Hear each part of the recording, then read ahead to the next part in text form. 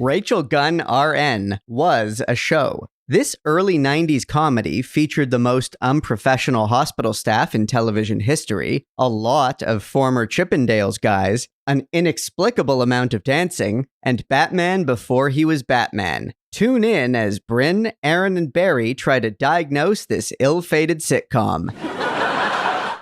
Cold open. We grew up during peak sitcom. Seinfeld, Friends, The Fresh Prince. But those shows were diamonds in the rough. This podcast is not about those diamonds. It's about the rough. Some sitcoms were briefly popular in their time. Some were canceled almost immediately. You probably won't recognize most of these, and you'll ask, that was a show?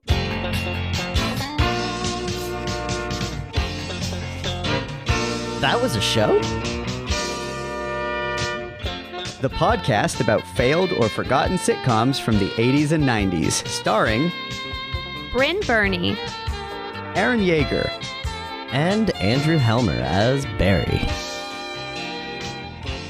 a Radio Gizmo production.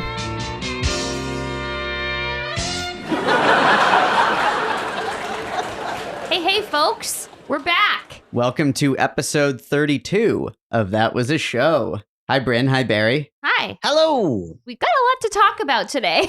We do. Yes, we indeed do. we do. Yeah. Perhaps before we get into our show of choice, we could speak for a brief moment about some very sad news that came this past week. Yeah, it was a rough. It was a rough go.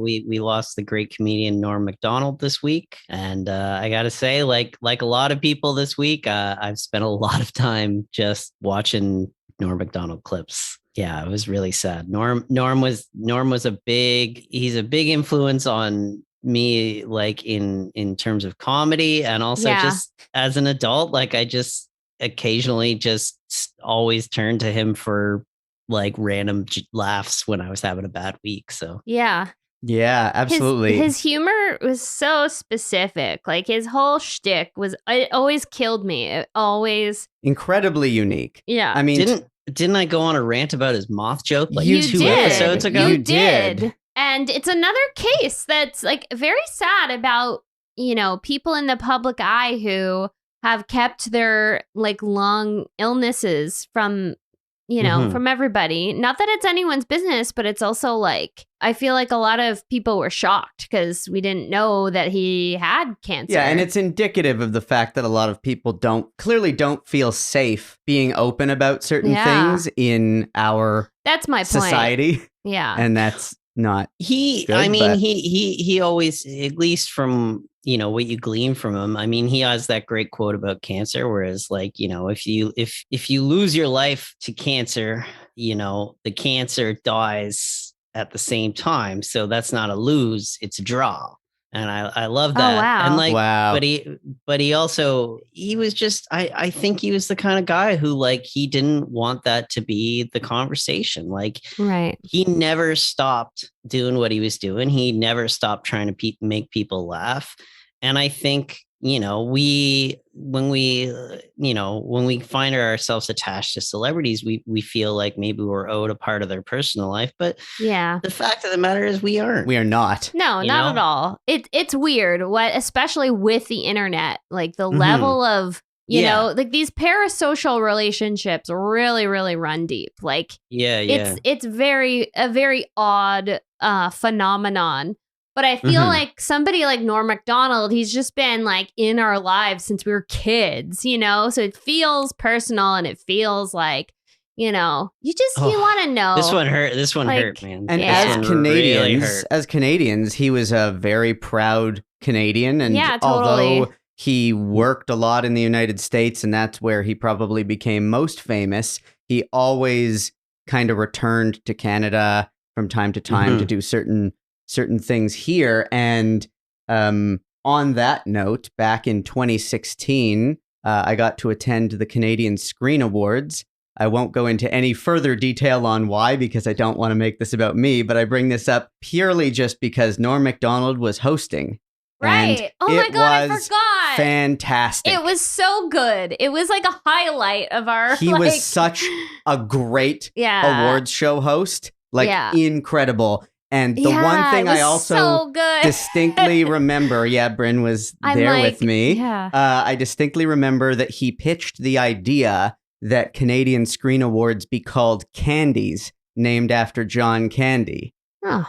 The way that the American Academy are called, like, colloquially Oscars, that we could call them Candies. I don't think that took off, unfortunately, but he got a really good response from the audience on the day for proposing the idea. It was a big one. And I'm sure we all floated the idea of covering one of Norm's shows, but it's too soon. Too soon. It's too soon. I don't want to dig into it. Yeah. At some point we will. But yeah. I'll also mention that if anyone wants to hear a little bit more about kind of like an intimate perspective on what it was like working with him, I was listening today to the latest episode of Conan O'Brien Needs a Friend podcast, which is dedicated to Norm Macdonald and features a lot of additional contributions from Andy Richter. So, yeah, they both knew him for, most of their careers. So, all right. Well, let's. Speaking of things that made me really sad, let's talk about this week. Let's talk about this week's episode, this week's show. Yeah. Who's doing our intro? Well, that'd be me, because this was a Brynn pick, and I just want to apologize in advance to both of you, and not in advance, I guess apologies for making you guys watch this, and apologies to everyone out there. I chose this show basically because I saw, it's a women-led project, and it's starring like Christine Ebersole, who I've always liked, and it seems like I'm like, it's a diverse cast. Looks great. There were promising attributes. Yeah. For sure. But yeah, so basically we covered Rachel Gunn R.N. It's a medical comedy, I guess. That's generous to say medical comedy. So set us up here. Yeah, let's get into it. So Rachel Gunn R.N. was a Fox sitcom that ran from June to September 1992. A total of 13 episodes were produced, but only 10 of them made it to air. It was created by Catherine Green, a writer and producer of Married with Children, and you can really tell. It was originally intended to air on CBS as a vehicle for country singer Katie Oslin, but she ultimately dropped out because she thought the character and premise of the show were too mean-spirited. CBS agreed with this, obviously, and kind of gave it over to Fox, where it had a short life, and it's basically the place where crass sitcoms thrived at the time. Christine Ebersole was cast as the titular character. And what's it about? Well, the best way to describe it is it's a dark comedy about the zaniest staff of Little Innocents Hospital in Nebraska. Rachel Gunn is a sharp-tongued, cynical head nurse just trying to catch a break in life. Her co-workers are an eccentric bunch played by a very talented ensemble, which includes Megan Mulally, Dan Tullis Jr., Brian Brightcloud, Lois Foraker, and Kathleen Mitchell. The bane of Rachel's existence is aging Ken doll and complete asshole Dr. Dunkel, played by Kevin Conroy. After his divorce, Dr. Dunkel winds up as Rachel's tenant because why not?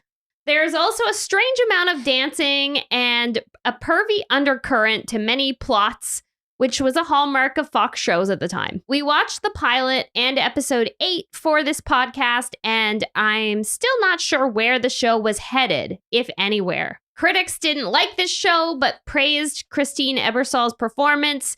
Basically, every trade magazine, including Entertainment Weekly and Variety, they panned it immediately.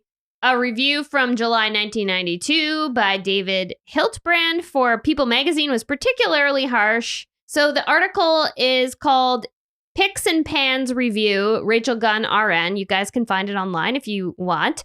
A couple of fun quotes from it is, Fox is scraping the bottom of the bedpan for this summer sitcom. And he calls it an ugly insult fest as well. It's full of fat phobia, misogyny, racial stereotypes, gay panic, you name it. Absolutely. I didn't catch any gay panic, but I was waiting for it because every element of this show is like, well, it's already been racist. It's been sexist. It's been culturally insensitive. I was like, where's the gay panic? It's 1991. As anyone who listens to this podcast knows, I tend to make a lot of notes when I watch these shows, but I often don't do a lot of research before watching the first episode to know much about the context. And in this case, it was no exception. So when I sat down to watch this, I didn't even know this was on Fox. And so I was definitely caught off guard by the tone of the show. I was expecting, based on like the promo art and the description, like the brief sort of capsule description of the show, I was kind of expecting something with the tone of like Cheers, but set at the nursing station of a hospital. And what I got was like Al Bundy's shoe store, but the nursing station of a hospital. Yeah.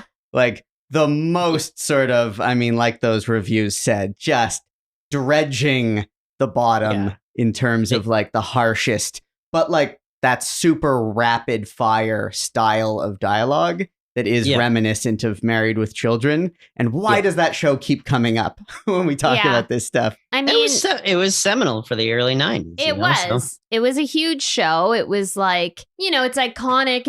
It's very much kind of married, if you will, to to the 80s and 90s. And obviously, like, you can tell, like, Catherine Green's like sensibility that either she already had or developed while working on Married with Children, like kind of really carried over into this project. Like, it's very horny, as many of the Fox shows were. Like, there's a lot of gross, like, slut shaming of young women, but then there's also an equal amount of like hunky dudes. I would say more than equal. Yeah. I would say it skews much more in that direction, which was weird and interesting for a like there's like change. Definitely a lot of beefcake. Like straight lot of mimbos. Right from the like Chippendales stage, like it's like very it's very odd. Like there's literally a moment where Rachel is feeling up a bunch of guys, like she's going up to them and like just like touching their muscles and like drooling over them, and it's completely out of nowhere. Like it's just like she's meeting these guys, and then the one guy starts what's that thing where they like flex their pecs and it moves or whatever. It was their pecs kind of dance up and down. It was just weird and out of place. The old Terry Crews. Yeah, it's it's yucky. It's like very. Like Fabio's in it, and there was another dude who I recognized, and I thought, oh, it might have been Fabio's big rival back then, but then it turned out that it wasn't him. There was like this guy. Fabio was in this? Fabio, he did like an episode. I think 2 episodes, actually. Or a couple episodes. But not the ones we watched. No, not the ones we watched, but there were more episodes that featured beefcakes? Yes. And there's like a weird amount of dancing. Like, there's so many like dance moments that are random. Yeah, there's big dance moments in both the episodes we watched. Yeah. It's interesting. Like, much has been said by us and many others about the particular versions of like idealized body types in certain eras. Like in the early 90s, we've talked a lot about how women were expected to be rail thin, and like sitcoms would have a lot of sort of plot lines around weight loss and things like that.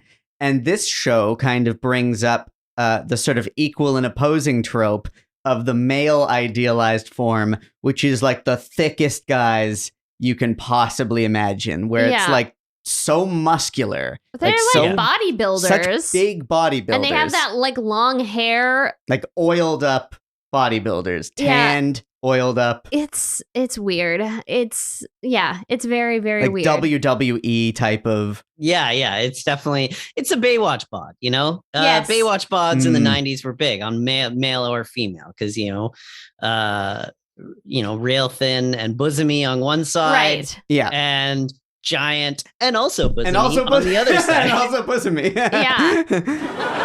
For all the geeks out there who are listening while we were talking about this, I was very excited for this show.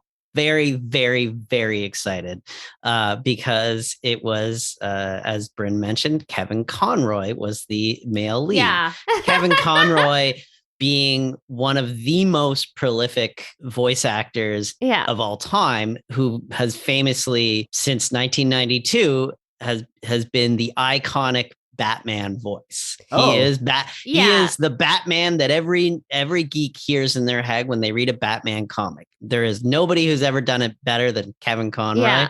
And I was so excited. I've only seen him in live action things once or twice. So this was a bit of a treat, and very weird to hear Bruce Wayne's voice coming out of this man. And he is good. Yeah, he's good. He's very good. He's good at playing that asshole. It's well cast. But thanks Barry for spoiling the spinoff. But I guess if anyone was going to talk about that, it should be you. So I can't. Yeah, I cannot go this without talking about how much I love Kevin Conroy and how much I was excited to see him. It's definitely like a gravelly, like Bruce Wayne. Like it's a gravelly, like Batman. It's like a gruff Batman. For anybody out there who hasn't seen Rachel Gunn series R.N.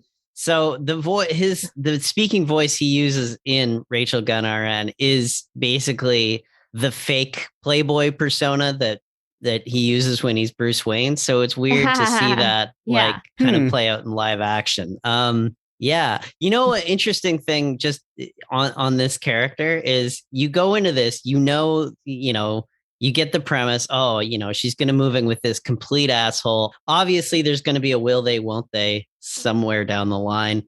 And you're like, okay, so this is the asshole character. They're going to write this guy to be the biggest asshole in the room. And he is.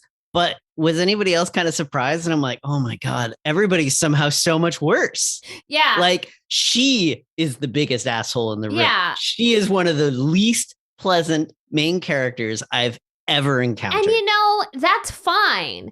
The thing is, like, there is a place for these shows where everyone is a piece of crap. Like everyone's a terrible person. But like the things that they say and do are so like bad and offensive that you can't get on their side at all. And they're all it's not like Seinfeld. It's not like the Seinfeld characters where they're all terrible. It's beyond redeeming. It's just mean. Yeah. And the show is on their side. And also none of them like each other. So it's really unpleasant to be around because all it is constant. Like we watched the first episode and the 8th episode. And in the 8th episode, she was still making the exact same jokes to the asshole doctor, because clearly the show has no interest in characters. It was just like, people are going to be mean to each other for 30 minutes every week. And that's it. Yeah. And they're going to basically abuse their patients. Yeah. I mean, shows that do characters like this, who can sometimes be mean or unlikable, that do it well, it's because those characters are selfish or arrogant, or they have their character flaws and they act out on those character flaws, and we see the results in the dialogue. But this show feels like it's just a nonstop run of punching down mean-spirited one-liners that are not like revealing anything about who these people are or what their personalities are actually like. There's no relationships that are growing here. It's just, it almost feels like you can see the script page and they're like, punch it up again, punch it up, squeeze more jokes in. It's like, there were some scenes, especially by like episode 8, where every line is a joke. And I like when shows do that well, but like when you have 12 jokes a page and maybe one of them is funny, it just starts to feel like this relentless onslaught. They're all first draft jokes. Yeah. Just so lots of them. In the pilot, I think one of my only laughs in the pilot was, Kevin Conroy comes down and he's like, oh, my patient's going into post-op. And then, Rachel is like, oh, post-op. One of your patients made it to post-op. I guess that means you have to read the next chapter in the book. And I was like, haha, that's kind of funny. They then went and made the exact same joke about all of his patients dying about 40 more times. Right. Yeah, it's the same. It's just variations of the same joke. And like the whole dynamic between them, like his comeback to her is always something about her appearance. It's always like, you're old and ugly. And it's like, meanwhile, she's not she's like a very attractive woman. But because she happens to be like over, I don't know how old she is in here, but she's like just, she's not 25, so she's old. I would say she's 42, and the show treats her like she's pushing 60. Exactly. Yeah, it's gross. It's really, really gross. Like, it's just, like, and they're awkward jokes, too. Like, there was that joke when they're driving in the car where he's like, where's the function to, change your boobs from to prevent your boobs from sagging? And he's, like, referencing... Real reach. It was a real reach. It was a real reach. It was like something about, because the car has all these weird functions for some reason. Okay, speaking of which, there's actually, this is getting ahead to episode 8, but I have to say, like, this one's nagging at me. One of those functions in the car is an ejection seat button where the final. We all knew it was coming. We all knew there was an ejector seat coming. But like, here's the thing. There were like jokes about, does this car do this or that are like obviously not things that the car does, but just like cracking jokes. Then there's the things that the car does have that are like realistic functions, like things that are attainable. Like, she hits the lever that makes the seat swing back so that he falls back down into a lying down position. Net launcher? The net falling from the ceiling makes no sense why that would be there, but you could do that. Like, it still is it's a stupid thing to do. It doesn't make sense why the car would have that function, but it exists in a real world. What I'm getting at is that the final payoff is an ejection seat that launches him through the roof out of the car, which obviously would kill him. I mean, a completely cartoon move that this show at no point establishes any motif of ongoing surrealism. There's no world in which this show has things like that happen. In the 2 episodes we saw, this was not a constant threat. No. So it was very surprising. Yeah. On the other hand, it was great because we ended with episode 8, and in episode 8, she presses, the button and he launches through the car roof in an ejector seat and dies. And then we can presume that she went to jail for the rest of her life. So really the series ends very satisfactorily to me. Like, it was nice to see both of them get their comeuppance, Yeah. Oh, apparently there was 5 more episodes after that. Oh, okay. Yeah. I mean, I honestly didn't care enough to like look into the further episodes and what their plan was. I'm not convinced there was a plan. Like, I don't think the rest of the 5 were a trial. I mean, I feel like the whole thing is like the fact that they underused Megan Mulally. Like, Megan Mullally's character was like completely miscast. They didn't know. Nobody knew. They didn't know what they had yet. Yeah, I guess nobody knew. She was a non-entity. Like, she could have played Rachel Gunn. Like, she could have played that same character. But anyway. Yeah, because Megan Mulally has a way of making mean fun. Like, right. Like, yes, that's true. That's been kind of her brand, is playing these kind of like unhinged, like, sort of bad women, like problematic faves, Now, when we say that this show is mean, like, a good example of this is that scene in the hospital room where there's a patient who is like a overweight man. if we want to say it that way, where they're basically turning a whole scene into just Rachel and what even is the doctor's name? David Dunkel. Batman. Yeah. Batman, where Rachel and Batman are just nonstop riffing on this patient's weight. Yeah. Right in front of the guy. And it's like nonstop. It's not even like on Married with Children when Al Bundy would make the worst sort of fat shaming jokes. It's a joke. It's not the entire. Not good, but it's not good, but it's not the entire scene. This was, you know, 3-4 minutes of just that. It's crazy. I was aghast. This show had such a nonstop onslaught of offensive jokes. I was aghast.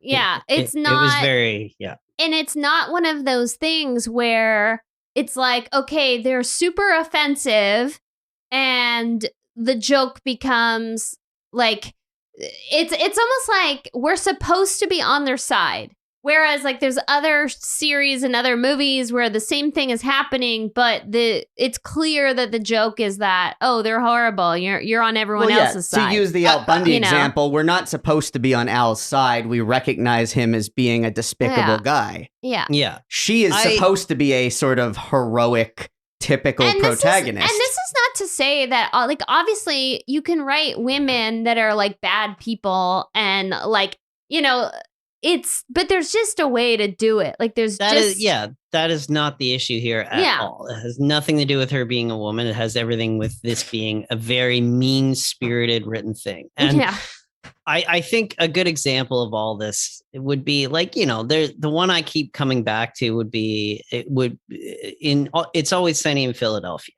Yeah. They're always, you know, they're very mean, but generally, you know, there's a good-natured humor to a lot of it. But one of the things I can think of is the way that the gang treats Sweet Dee. They're very, very mean to her repeatedly with like just absolutely like over the top bad. But for the most part, we understand that when they're making fun of her appearance or anything like that, we know as an audience that Caitlin Olsen is a very, you know, beautiful woman, and like these exaggerated things they're saying, the joke is on them. Yeah, because they're being nonsensical.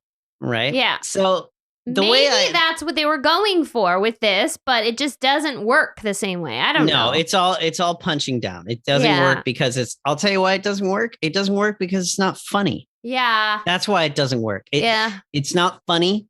If you can tell the writer has a prejudice in their jokes, like these are the kind of writers who would, you know, get upset if somebody was like, well, I can joke about anything I want, make it funny. And it's like, not if it's not funny.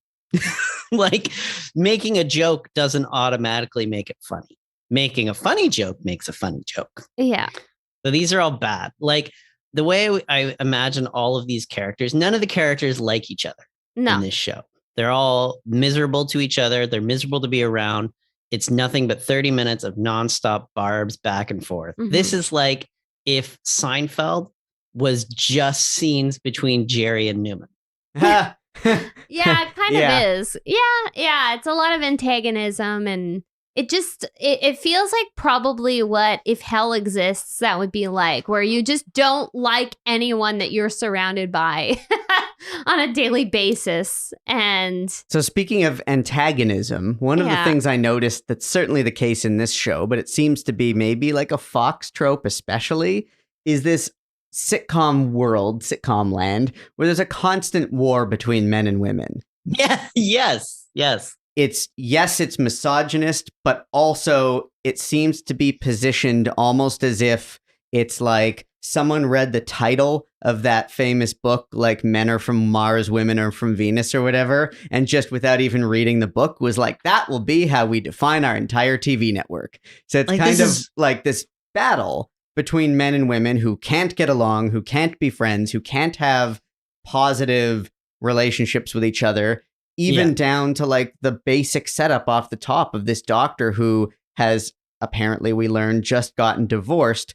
And the way he talks about that is in that sort of typical 80s, early 90s stand-up comics, sort of like really despises women and despises the idea of marriage and is just so, and speaks about, the whole idea that he's moving in as a tenant in the nurse's duplexes because his ex-wife took all his money, and he's just like constantly whining about that. And it's just like that whole antagonism, that ongoing idea. It's 1991 and they're treating it like it's the honeymooners. Like, yes, also, it's not what a duplex is. No, Sorry. It's not. That's not how duplexes are laid out. Sorry, guys. Yeah. No, that was a large, lavish suburban home that for some reason they called it duplex because it had like a second door. The other thing I should say, like speaking of my own sort of learning curve on sitcom history, is that before we started doing this podcast together, I don't think I was as aware as the two of you on the implications of shows coming from one network or another.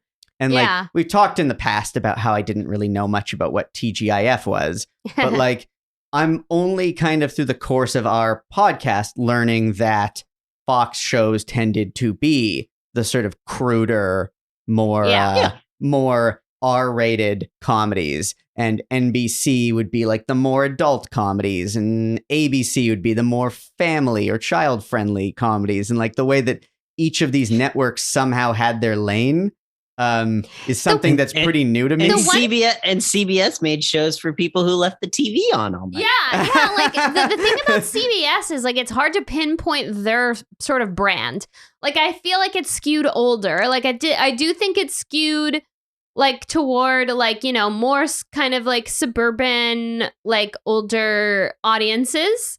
Yeah. But there's nothing that's that defining about it. Whereas like the other ones are such a like clear thing, CBS or like ABC was like family friendly or working class. CBS is dominated by Chuck Lorre now, right? For the last 20 something years. In the 90s, it was hard they hadn't really found a niche. They're probably like their first major hit was like Everybody Loves Raymond. Which kind of goes along with the and more of the ABC type of model. And what network was Full House on? ABC. Okay, that's what I thought. Yeah. So episode 8, of Family course, begins. Was ABC like? Episode 8 begins with the audio of a TV news report that you're hearing over like the house exterior or whatever. That's just like major shots fired at Full House. Yeah. Well, it's just the joke was they were doing a Senate hearing to determine how Full House had been on the air for 7 years without having a single joke. But it's I was like, what, you think you're that much funnier? Like, yeah, I was like, that's a funny joke, guys. You don't deserve to tell it. Yeah, exactly. They might have a larger quantity of what jokes could technically be described on paper as jokes. It's just none of them were funny. Yeah. Jokes.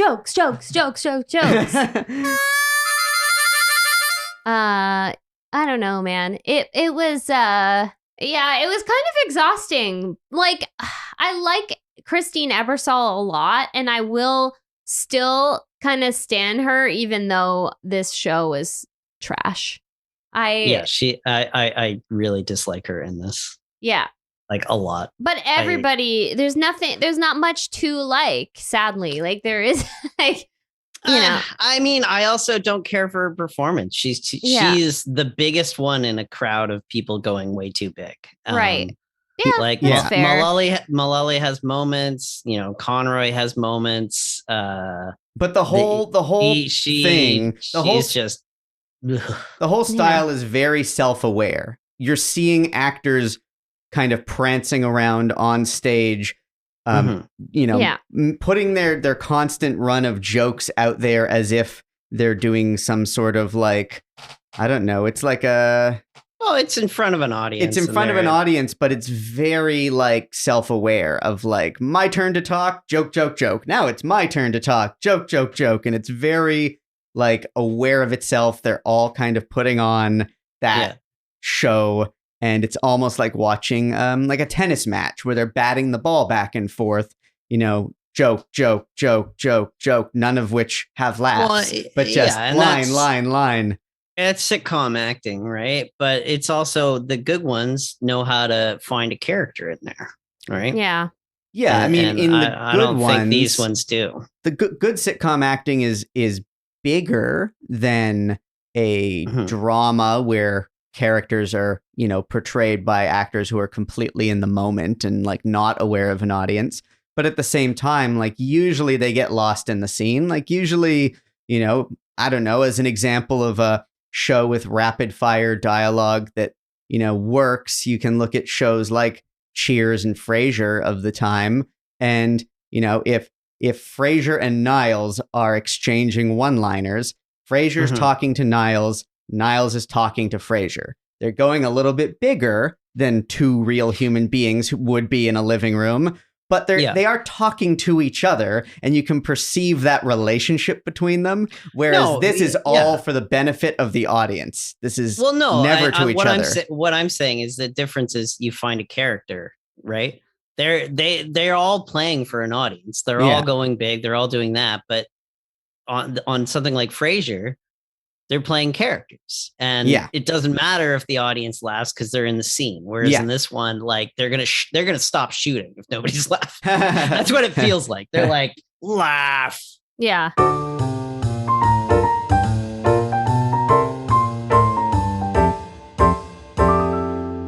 I want to call out a trope that I identified in the pilot that I'm surprised that I don't think we've ever talked about before, to add to the oeuvre of things like bowling and country clubs, is the weekly poker game around a kitchen table trope. Yeah. Which this show had. And whenever sitcoms have this, there's rarely any like setup. It's always just assumed, like you can just sort of hard cut from like people at work to it's the evening and they're all sitting around the kitchen table playing poker. And it's almost like, is that the shorthand to say these are people who like hanging out with each other in real life outside of work? But it's always poker. The one thing I'll say is that I thought it was nice to see that it was like a bunch of women meeting to play poker. I thought that was fun.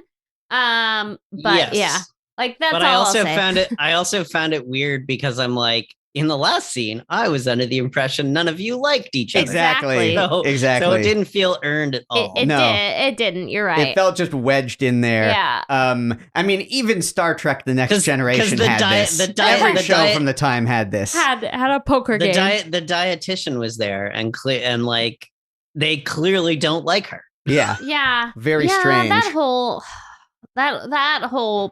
part of the show, like the fact that she's a dietitian that is not good at her job, and like it was really silly. It was really the whole thing is really like there's weird. Just like all of the characters have like a quirk, and that's it. And they're one note. But they're each there to be that, that archetype or that purpose. There's the nun, there's of course the like indigenous man who's a nurse, and all they do is like relentless offensive jokes there. Yeah, it's really bad. I was like, ooh, this is not good. Yeah, all of the diversity of the show that seemed promising before we watched it is, just horrifyingly undone by the way that they're actually treated and written. Treat these characters and these actors. And also, this is a very minor thing, but her home, this really bothered me. Her home, like the way it's decorated, she's like supposed to be this single woman with no kids, and her home looks like it was borrowed from a cliche family sitcom that would be populated by a family of 5. Right. Wasn't there something to that though? Wasn't it like an inherited house or something? Well, yeah, it was originally like a house that belonged to her parents, but it just doesn't make sense that like a woman in her 40s. It was just lazy set. Yeah, it was just lazy. Who like just like the hospital sets were lazy. Everything was lazy. Yeah. I mean, this is a medical show where they did their they did all their background medical research by reading back issues of Mad Magazine. Yeah. Like this was not, they weren't really going for realism on this one. No. Also, like, did nurses actually wear those like white dress uniforms by the 90s? No one knows. Television tells us they did. Television says they did. And like in the very, like the opening scenes of the pilot, there's that whole beat where there's the like hot young nurse wearing like an impossibly tiny like nurse dress. I mean, it's the Halloween costume nurse dress. Like costumes by Party Town. Yeah, it's like the sexy nurse Halloween costume in real life, and she's got like all the cleavage and like I have to say like a very great like 90s perm. I was like, wow, look at those curls. I didn't know where you're going with that sentence. Yeah, like it was like I was like, oh, like it's so voluminous and so like it looked like the poster from any 90s hair salon. Like it was very But of course she's like it's basically they took one of the women that was like bimbo number 3 from like a Married with Children episode, and they put her in this show, and like obviously in real life she's probably not a bimbo, but like it's basically like she's there for the women who are older to slut shame and for the doctor to be inquiring about later on and as like a pervy and this was the scene that they opened the series with. That was like what they set the tone with, is like them like slut shaming, and she like literally like Rachel Gunn like literally like launches her out of she like kicks her off the floor. She assaults her. Assaults her and fires her. She like pushes her into the elevator. She doesn't fire her. No. There's an implication in the dialogue that she's fired. It says that she's fired. How? No, because he later brings up that she was transferred to another floor. Oh, maybe. I don't know. Well, it's sloppy. It's all sloppy. It's sloppy. I mean, he's a surgeon, but then he's an obstetrics, and then he's like an ER doctor. He's knows. All over the place. He's just a generic doctor. That opening scene, though, was clearly just a vehicle to have cleavage. Like that's the only reason it was there. That moment. That moment was there for her to be super, super mean to her. That's why they wanted people to be like, see, we're not like the other shows. We're mean. I guess. I hate it. That was about that time is when I wrote in my notes, Jesus Christ, I hate this show. Like it didn't take long. I wrote in my notes, what is happening with Thor and his muscular buddies? Well, it's his family members. Thor. Yeah, they were family. To explain to everyone, Thor is like the first hunk that we meet that basically inquires about Rachel's duplex to like rent it out. So Rachel is looking for a new tenant because the little old lady that lived there dropped dead, and they make all kinds of jokes about that, which is gross. And apparently every like older person who lived in her duplex has died. And so she has this like constant turnover of tenants. And so at the beginning of the series, she's trying to find a new tenant, like Dr. Dunkel. She's hesitant, but she ultimately agrees to let him live there. And then Thor comes walking in, and she's like drooling over him, and he's like, oh, is your duplex still available? And she's like immediately like regretful that she said Dunkel could move in, and is like trying to like hit on him and get him to like. It's such a horny show that after her first encounter talking to him, she dumps cold water down the front of her uniform. It's really dumb. And then at some point Thor starts moving in, and he brings like his brothers or his like, he says it's his family, but it's like a bunch of other big like bodybuilder guys. And so this is the scene we referenced earlier where she's basically walking up and molesting them all. And like they're just standing there. And yeah, but I mean, it almost plays out like going to what's that famous male stripper type of Chippendales? I mentioned it already. Yeah, it's kind of like she paid for a multi-person lap dance from a bunch of Chippendales dancers. Yeah. They really make a big set piece out of this scene. Yeah. My favorite bit of acting in the pilot actually comes in that scene where like in no way was it necessary? But Kevin Conroy in the background of that scene, as they're going guy to guy, has like so much appreciation for the men. And I was just like, oh my God, I love what he's doing with his face here. Like he's like looking them up and down. He's like, great. Doesn't need to be there. Doesn't need to be there, but he's impressed. He's very impressed. He's like, touche, guys. I get it. Yeah. At the end of the day, this show had a lot less comedy based on the job of a nurse than I was expecting, and a lot more based on dancing than I was expecting. Which brings us to a good trope. The dance contest. Yeah. I mean, the dance contest is a big feature in sitcoms. It's a staple of any like 80s, 90s sitcom. Like there's always a dance scene. There is, and especially what they did in this one where one of the main characters is going out to a dance contest and it turns out to be the wrong type of dancing.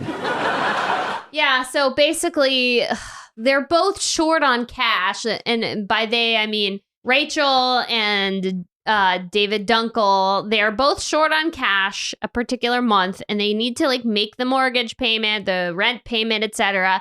And they decide that they're going to enter a dance competition together. And it's complete nonsense. And they start practicing. They start practicing like for a tango type of ballroom tango dancing. And they're doing it in the hospital, and it's like a whole thing. It's very, very silly. And then ultimately, when the day of the contest arrives, they realize that there's another contest that's a bit farther away. But it pays more money. The payout would be bigger. So they decide, we're going to we're going to go to this one instead. And then it turns out to be like kind of like a young like hip hop style dancing. And they're dressed to tango, which is completely absurd. It's like these very, very silly, over the top costumes, which is like, where would they get them? Like, did they even say? No, they're just out of the old tickle trunk. Yeah, I mean, exactly. Yeah, they're so desperate for money that they're spending money renting or buying these elaborate costumes. And they show up, and then it's their moment to sort of do their dance. And I have to say, it's good physical comedy. Yeah, they do a good job dancing badly. Like there's no ounce of like rhythm at all. Like they're literally just kind of flailing around. It actually, a lot of the dancing in this episode, it brought out some of the only bits. There was a glimmer of a show in there where I was just like, when these characters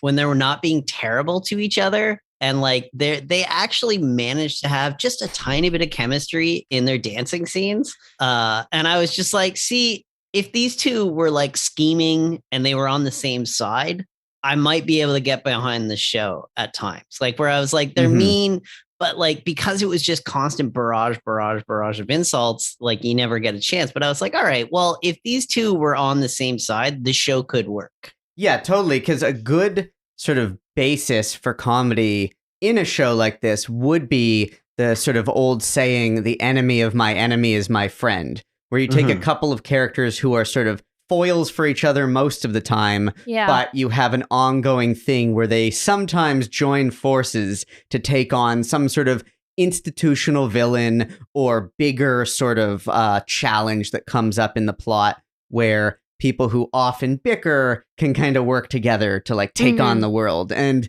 when TV shows or movies do that well, that makes for like really good character development. This show shows a shred of that just in that dancing scene, but never anywhere else. No. The other thing that really pisses me off is like, I don't know, they do a good job in the case of Rachel as a nurse who's kind of struggling to make money, because nurses are chronically underpaid in the real world. Yeah. And so they established that like she lives in a nice house, but she inherited it from her parents. And she's always kind of struggling to make ends meet. And it makes sense that when she needs, like an emergency comes up and she needs $500 or whatever, that she's scrounging to get the money, or that she's renting part of her house out to a tenant. But the doctor, having like not $300 to his name. No, but he lost everything in his divorce, and he was constantly paying more. Right, but there was that stupid joke about how he has to pay child support for his ex-wife's inner child. Yeah. But that wounded inner child. But what I'm getting at is like, that's all. Yes, they set up all of those justifications for it so that they can like explain away why he would need to like rent out of her house as a place to live, or why he would need to scrounge for $500. So yes, they have all of that dialogue and all that business to explain why he's in that situation. But really, at the end of the day, what they're doing is they're trying to make a character that in the real world would probably make a lot of money, and trying to make him relatable for a working class audience. So they're trying to like build all this backstory around him to kind of take him down a page socioeconomically so that he can be on the same level as the other characters. But in the real world, that probably wouldn't be the case. And he would not be renting a room in her house, and he would not be entering a dance contest to make a few $100. I mean, unless he were like a resident or something, because then that's then you'd have something. When they're not like an established. I would say in the universe of the show, I bought his money problems more than I bought hers, because she is very established at that hospital. She's the head nurse. She's to be deep fair. into her career. Yeah. She lists off her degrees. Mm-hmm. I don't think their intent was that she was a low-paid nurse. Like, true, I just don't think they know. I just don't think they know what they're doing. Yeah, no, I think that's what it is. Really, at the end of the like, it seems like there's supposed to be some sort of commentary, but it's like it's confusing. Like, it's a lot of contradicting and like lots of. I don't know. It's weird. But again, like, it's one of those sitcoms that exists in that sitcom world, like Married with Children or Roseanne, where it's kind of crude and kind of trying to appeal to a certain type of audience that wants to see people who are not, the rich, successful, upper middle class people, professionals in a suburb like a lot of other sitcoms would have. So it feels like they're just trying to find excuses for why this mature head nurse and this mature doctor are struggling to like make ends meet and struggling to find a few $100. And I don't like it. I don't like it. They just gotta get them to the dance contest. Yeah, they do. They just have to find a way.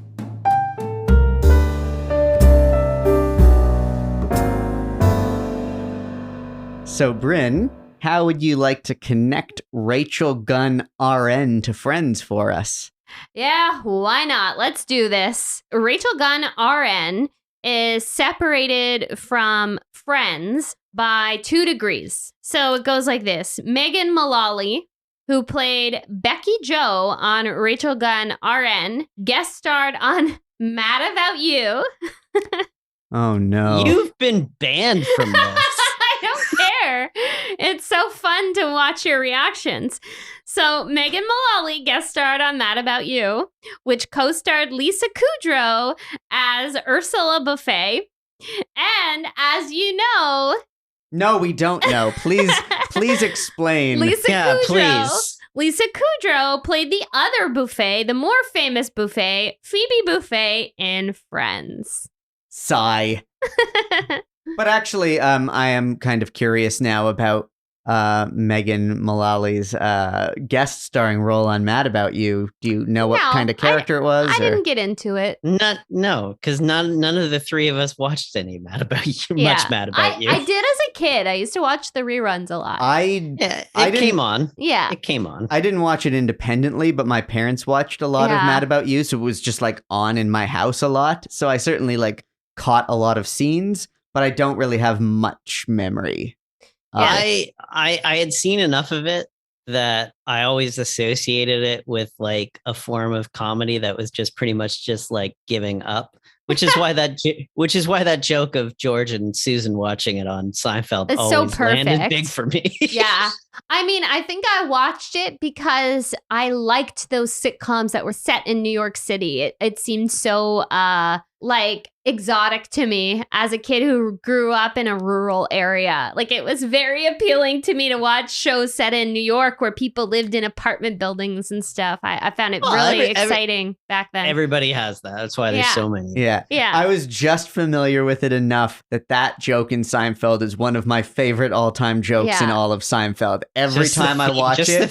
The theme song playing and nothing else over the credits while they're watching it is just amazing. And the fact that, and it's very different from a show like Rachel Gunn making fun of Full House, because in this case, it's not actually saying that there's anything wrong with Mad About You. In fact, Mad About You was on NBC at this, like, with a lot of overlap at the same time as Seinfeld. It would lead into Seinfeld. Friends was 8. Mad About You was 8:30. Seinfeld was 9. Yeah. And there was like crossover in that world, and it's just kind of the idea that Mad About You is the show for the people who've settled down and gotten married, and Seinfeld is the show for the people who are like perpetually, fighting against adulting, basically. It's funny how all of that lineup for must-see TV was like New York set shows. 9:30 was Frasier, so Seattle. Oh, Seattle. Okay, yeah. So there's one outlier there.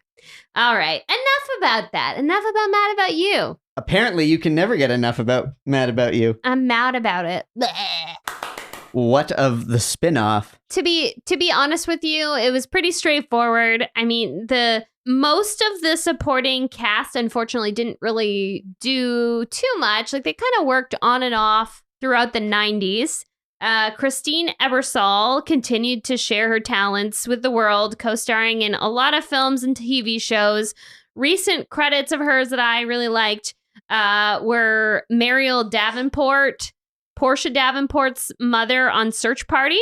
Right now, she's also on the show Bob Hart's Abishola.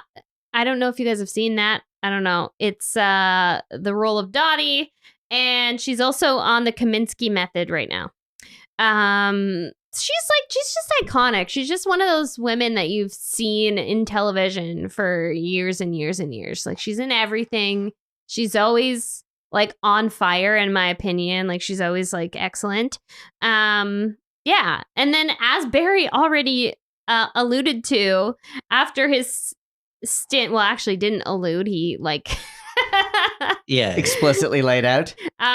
Kevin Conroy, soon after his stint on Rachel Gunn R.N., he became the voice of Batman, and that is like basically what he's most well known for. Megan Mulally, of course, is probably the biggest star to emerge out of this cast, although she was completely underused in this show. In 98, she went on to be in Will and Grace, which is kind of the thing that like launched her career in a big way. She played Karen. After Will and Grace, she went on to play many memorable roles in TV comedies. She became known for playing kind of zany women that were kind of mercurial, or just what to expect when she would show up in something. One of my favorite roles of hers is Lydia Dunphy on Party Down. Oh, yeah. The kind of like naive Midwestern stage mom who named her daughter Escapade, which I think is like incredible. And she also played Tammy too in Parks and Rec. Oh, yeah. That was a good one. So that was a very fun role. I'm rewatching that right now. With her like real life husband, Nick Offerman. The show's creator, Catherine Green, she continued to work as a writer and producer on a few other series, including The Drew Carey Show and My Wife and Kids. Her IMDb credits don't go past 2006, but my guess is because she retired, because she had been at it since the late 70s. Yeah, that's about it. And didn't we see Jonathan Wolfe in the end credits? Oh, yes, I forgot. Yes, our pal, friend of the pod, Jonathan Wolfe, worked on this show. So I randomly messaged him about it. Nice. So that's what happened here. That was Rachel Gunn R.N. Woo! We might as well give a call to our our buddy, friend of the pod. Another friend of the pod. Mr. Producer, perhaps, and see if... Is he a friend or is he an antagonist? Is he like our frenemy at this point? I think he's a friend. I feel like he's almost like a confidential informant.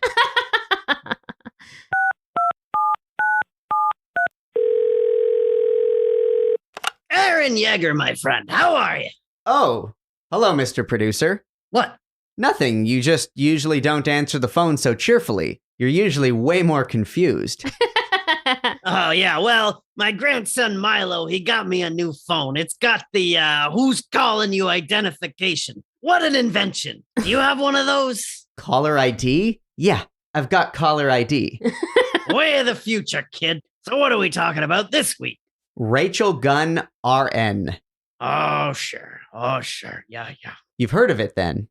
Oh, yeah, I remember. You know, it was a little bit crass for my liking. Really? Yeah, I mean, it just seemed a little mean, you know, a little sexist. Some culturally insensitive jokes tossed about a bit too freely for my tastes. Oh, wow. Well, it's a bit surprising to hear you say that. Surprising?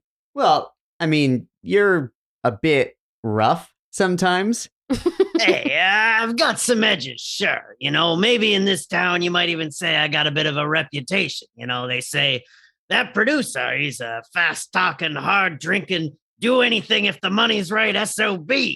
But, you know, I do have my standards. You do? Sure, if the money ain't right. Of course. Well, I hope I didn't offend you suggesting otherwise. Of course not, Aaron. You're a good boy. You're like family to me. You and that wonderful wife of yours. That Helmer kid, I could do without. Hey, what'd I do? You know what you did, you smug bastard. Hey, but that's not the time for it. But now let's just say I do not like the clap of your slate. Gotta run, guys.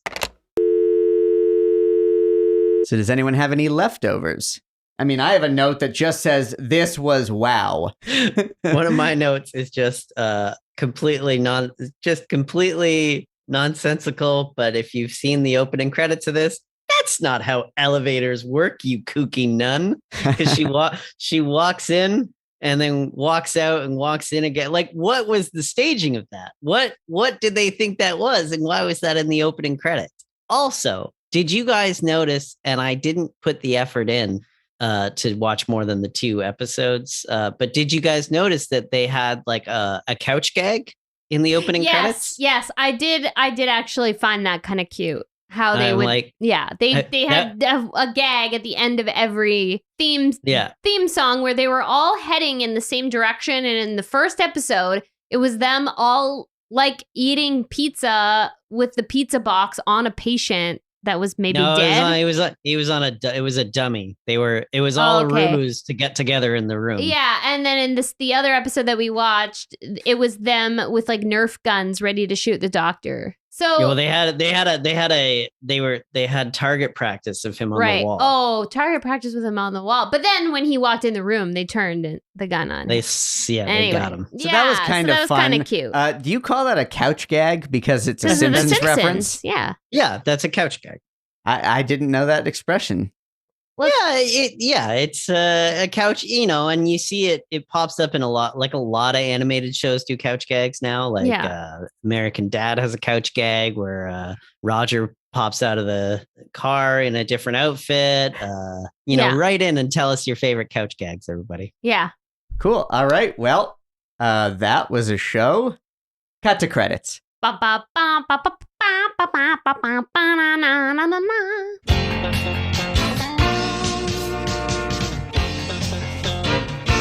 That Was a Show is created and hosted by Brynn Byrne, Andrew Barry Helmer, and myself, Aaron Yeger. It's a production of Radio Gizmo in Toronto, Canada. Subscribe, rate, review, and share. Follow us on Instagram and tell your friends about it. That Was a Show? Radio Gizmo.